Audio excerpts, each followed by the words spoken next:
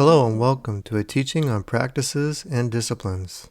Many people teach spiritual practices and disciplines, but few teach what it is like doing them and what they are learning from the experience. I believe we can teach the sensations and experiences if we persist in learning how. This requires much focused thought, introspection, and inward investigation. We will need to know ourselves more and more. Prayer, meditation, worship, solitude, study, fasting, etc. All the disciplines require our inward focus and concentrated effort to think differently. The goal is to learn.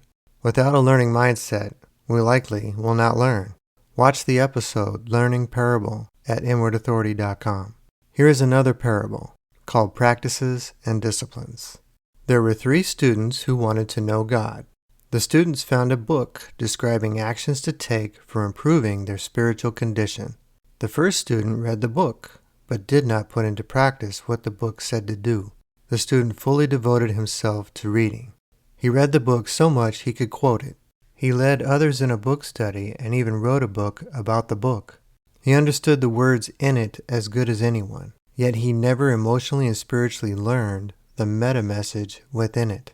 Besides the comprehension about the message of the words, his inwardness never changed. He never experienced the sensations he could have got through doing the practices. The second student read the book, but didn't think much about it. She quickly decided she did not understand it and believed she couldn't understand it.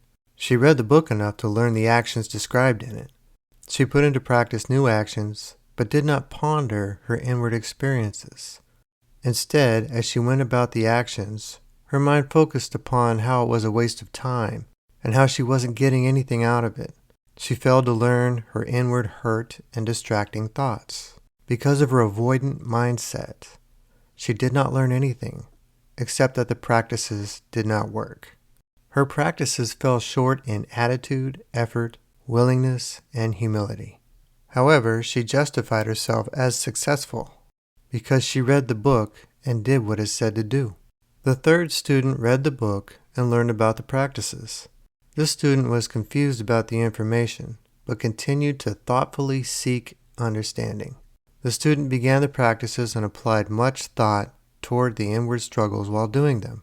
The student noticed fear, frustration, and doubt, but maintained an open and willing mindset.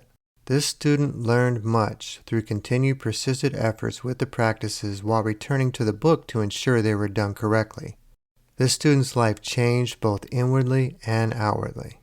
All the students met for coffee after their experiences.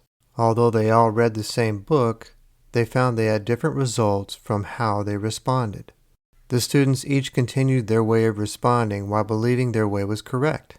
They trusted in their own way of responding and set out to teach others. There's a movie that has another example that's similar to this.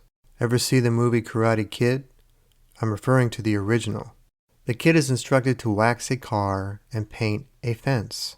He does not understand why and does not want to do it, but because he wants to learn, he does it.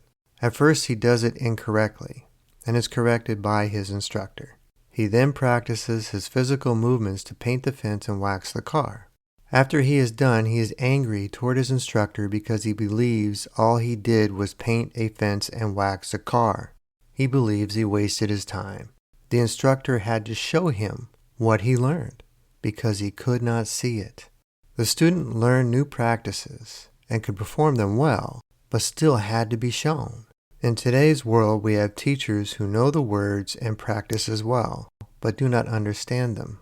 We need more people to teach and help with spiritual understanding. I hope this parable has been of some help. Please visit inwardauthority.com to learn more.